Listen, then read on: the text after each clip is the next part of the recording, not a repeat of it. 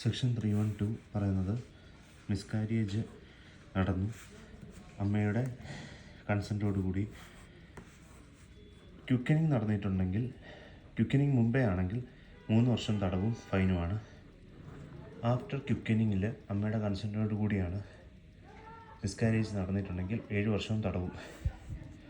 Section 313 അമ്മയുടെ consent ഇല്ല, അങ്ങനെ കുഞ്ഞ് മരിക്കുകയാണെങ്കിൽ 10 വർഷം ഫൈനുമാണ്.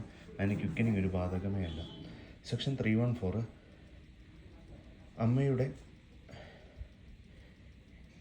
കുഞ്ഞിനെ കൊല്ലണമെന്നുള്ള ഇൻറ്റൻഷനുണ്ട്, പക്ഷേ അതുവഴി അമ്മയാണ് മരിച്ചു പോയതെങ്കിൽ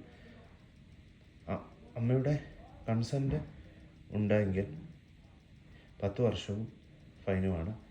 കൺസെൻറ്റ് ഇല്ലായിരുന്നെങ്കിൽ 10 വർഷവും ലൈഫ് ഇംപ്രിസൺമെൻറ്റും ആയിരിക്കും ഉള്ളത്. സെക്ഷൻ 315 ദാറ്റ് ഈസ് കുഞ്ഞിനെ കൊല്ലാനുള്ള ഇൻറ്റൻഷനാണ് അവിടെ നടന്നത്. ഫീറ്റിസൈഡ്, ബോൺ എലൈവ് തന്നെ കൊല്ലുന്നതാണ് ഫീറ്റിസൈഡ്. ഇൻഫൻറ്റിസൈഡ് കുഞ്ഞ് ജനിച്ചു കഴിഞ്ഞിട്ട് കൊല്ലുന്നതാണ്. 10 വർഷം തടവും ഫൈനുമാണ്. 316 അമ്മയെ കൊല്ലാനുള്ള ശ്രമമാണ് നടത്തുന്നത്.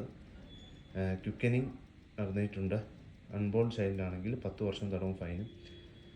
സെക്ഷൻ 511 IPC പറയുന്നത് fail in his attempt to cause abortion ഇതാണ്. So section 312, 313, 314, 315, 316.